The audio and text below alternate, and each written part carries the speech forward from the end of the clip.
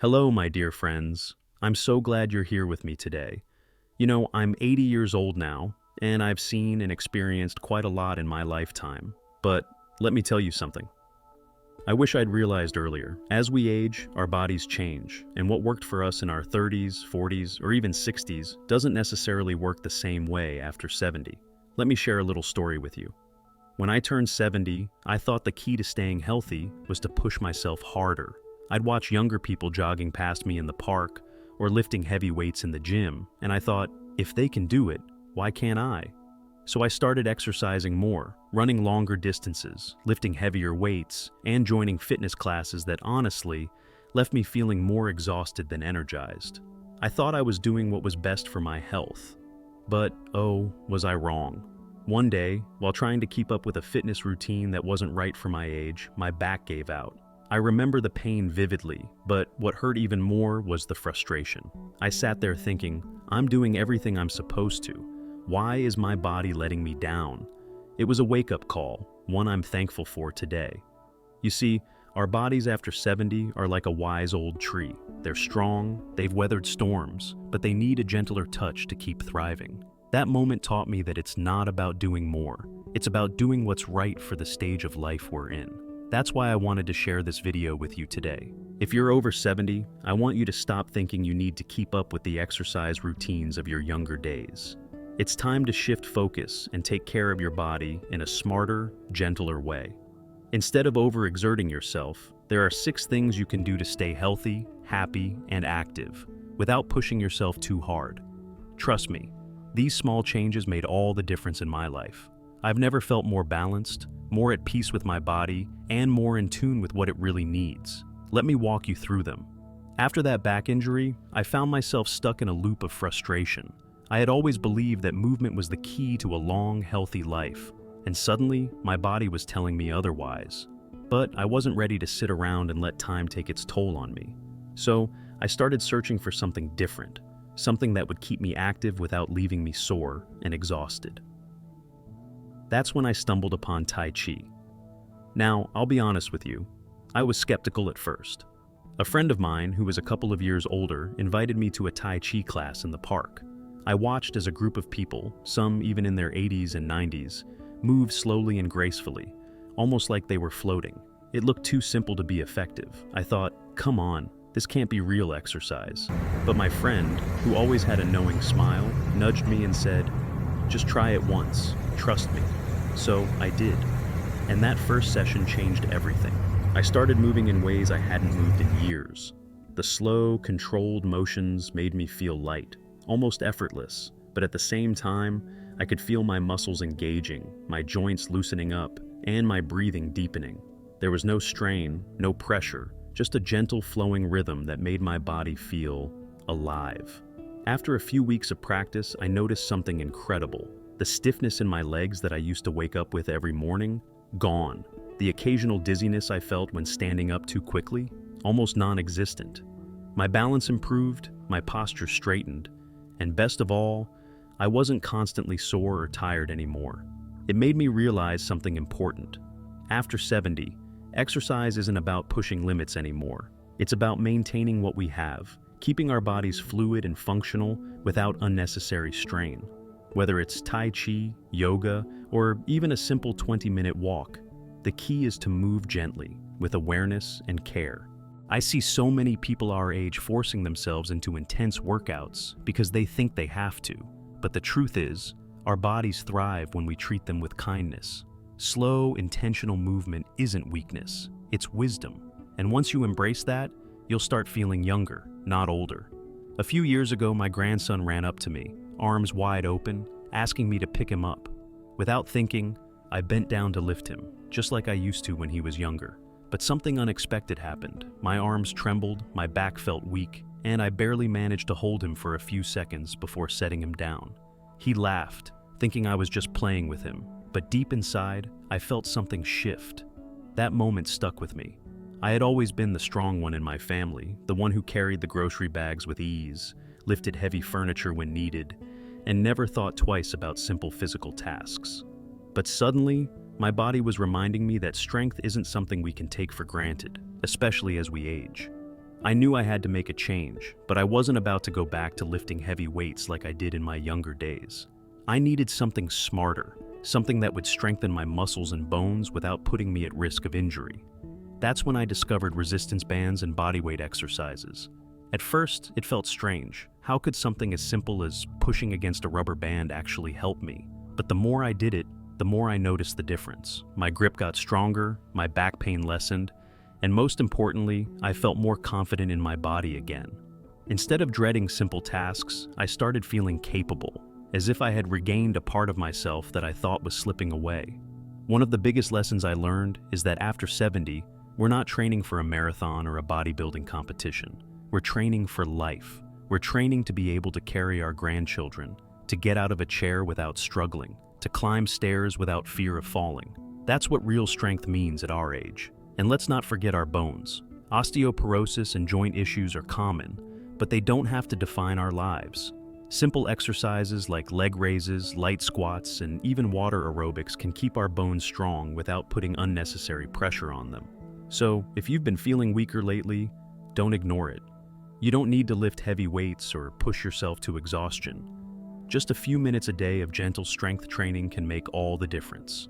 Trust me, your future self will thank you for it. A few years ago, I found myself sitting in my favorite chair, staring at the television, half listening to the news, and realizing something unsettling. I couldn't remember what I had for breakfast that morning. It was a small thing, something most people would laugh off, but it bothered me. You see, I used to have a sharp memory. I could recall names, dates, even conversations from decades ago. But suddenly, I found myself searching for words mid-sentence, forgetting why I walked into a room, and struggling to recall little details that used to come so easily. That's when I knew I had to do something.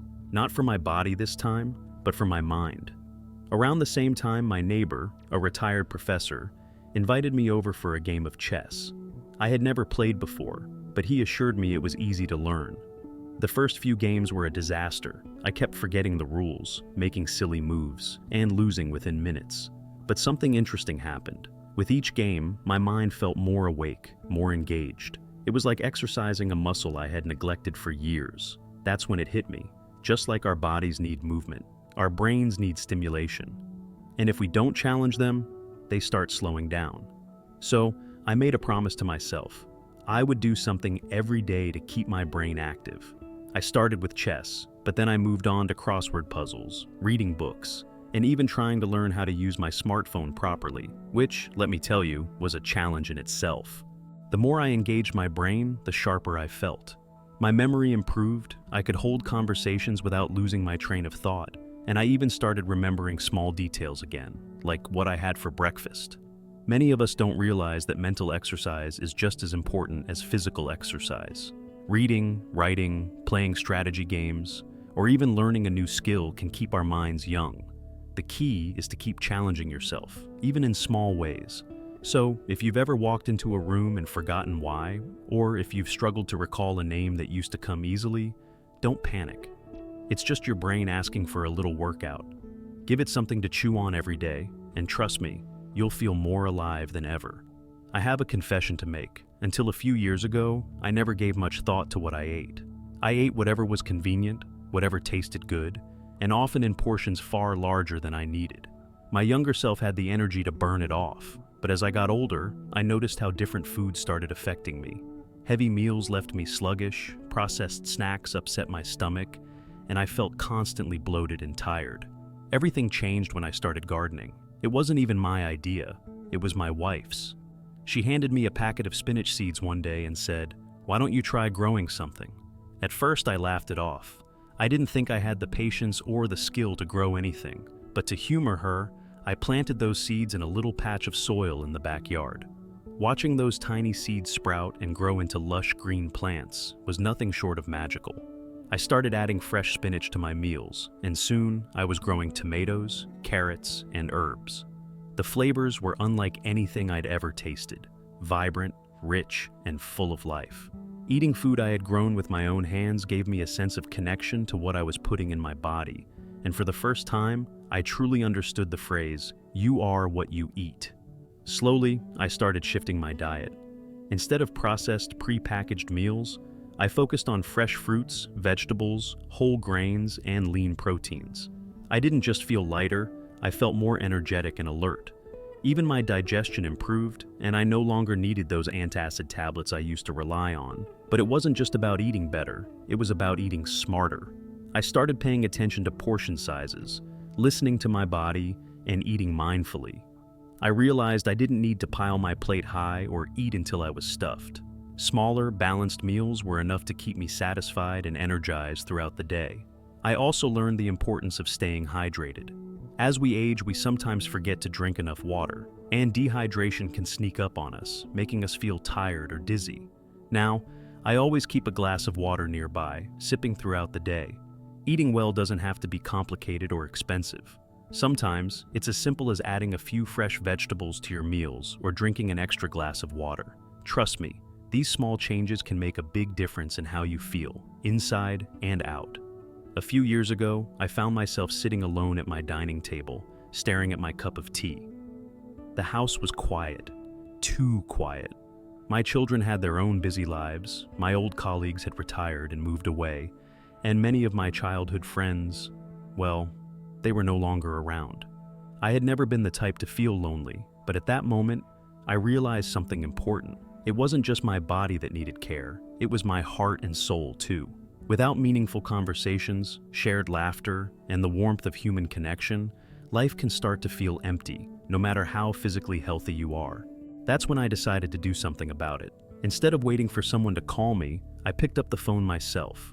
I reached out to an old friend I hadn't spoken to in years. I thought it would be awkward, but the moment he answered, it was as if no time had passed at all. We ended up talking for hours, reminiscing about old days, catching up on life, and sharing stories that made us laugh like we were kids again. After that call, I made a habit of reaching out to people. Every Sunday, I started hosting a little tea gathering at my house. It wasn't anything fancy, just a few friends sitting together, sipping tea, sharing stories, and sometimes even sitting in peaceful silence. But those moments became the highlight of my week. I also started joining community groups, book clubs, walking groups, and even a local singing group. At first, I was hesitant. What if I didn't fit in? What if everyone already had their own circle? But I quickly learned something beautiful. People, no matter their age, crave connection. And all it takes is one simple hello to start a new friendship. Loneliness is one of the biggest challenges we face as we grow older, but it doesn't have to be that way. The truth is, we all need each other. Whether it's family, friends, neighbors, or even strangers who become friends, staying connected brings a kind of joy that no medicine or exercise can replace. If you're feeling a little lonely these days, don't wait for someone else to reach out. Take the first step. Call an old friend, join a local group, or simply strike up a conversation with someone new. You'll be surprised at how much warmth and happiness these connections can bring to your life. Because in the end, it's not just about living longer, it's about living happier, and nothing brings more happiness than sharing life with others. Not too long ago, I found myself lying awake at night, staring at the ceiling. I wasn't in pain, I wasn't uncomfortable, but my mind just wouldn't settle. I kept replaying old regrets, worrying about things that hadn't even happened yet, and feeling this strange sense of restlessness. No matter how tired I was, sleep just wouldn't come. The next morning, as I sat outside sipping my tea, I saw an old man walking past my house.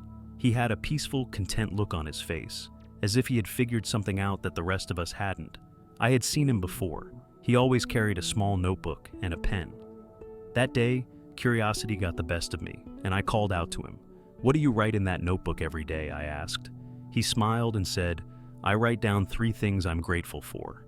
At first, it seemed too simple to be effective. Could something as small as writing a few words change anything? But I decided to give it a try. That night, instead of letting my mind wander into worries, I sat down with an old notebook and wrote 3 things I was grateful for. 1. The warmth of the sun on my skin that morning. 2.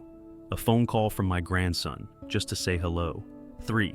The taste of my wife's homemade soup, the same recipe she's made for decades.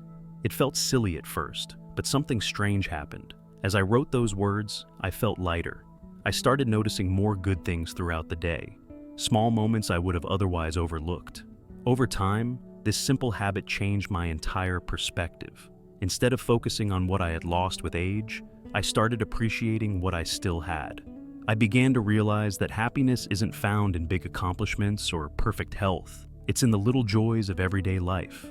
And then, something even more surprising happened. My sleep improved. My mind wasn't racing as much at night because it had something positive to hold on to. I woke up feeling more refreshed, and for the first time in a long while, I felt truly at peace. We often think happiness is something that happens to us, but in reality, it's something we create. No matter how old we are, no matter what challenges we face, there is always something to be grateful for. And when we take the time to acknowledge those things, we invite more peace, joy, and fulfillment into our lives. So, tonight before you go to bed, take a moment, write down 3 things, just 3, that made you smile today. It might seem small, but trust me, it will change your life in ways you never expected. As we come to the end of this conversation, I want to take a moment to thank you for spending your valuable time with me. It truly means the world to me to be able to share what I've learned over the years. At 80, life has taught me that every day is a gift, and it's how we choose to live it that makes all the difference. We've talked about 6 ways to embrace aging with grace and vitality. From moving gently to strengthening your body, keeping your mind sharp, nourishing yourself wisely, connecting with others, and practicing gratitude. It's all about living smarter, not harder. These aren't just tips or tricks. They're practices that have personally transformed my life, and I hope they'll do the same for you. Remember, life after 70 isn't about slowing down. It's about living fully, appreciating the small moments, and nurturing the beautiful soul that you are. Each of us has the power to live a vibrant and fulfilling life, no matter our age. It's never too late to make positive changes, to try something new, or to simply savor the present moment. Now, before you go, I want to invite you to join me on this journey of embracing aging with wisdom and joy. If you found this video helpful or inspiring, please hit the subscribe button and join our growing community. This isn't just a channel, it's a place for all of us to share stories, support one another, and learn together. Your voice, your experiences, and your presence matter here. Also, I've got something exciting for you. If you enjoyed this video, you'll absolutely love our series Elderly Hacks, where I share practical tips and life hacks tailored for our golden years. From easy ways to stay active to tricks for simplifying daily chores, this series is all about making life easier, more enjoyable, and more rewarding. So, don't forget to check it out after this video. And one last thing, life is precious, and so are you. Take care of yourself. Cherish the people around you, and don't forget to celebrate every little victory, every moment of joy. Because aging isn't just about surviving, it's about thriving. Thank you once again, and I look forward to seeing you in the next video. Take care, stay inspired, and remember, you're never too old to make a fresh start. See you soon.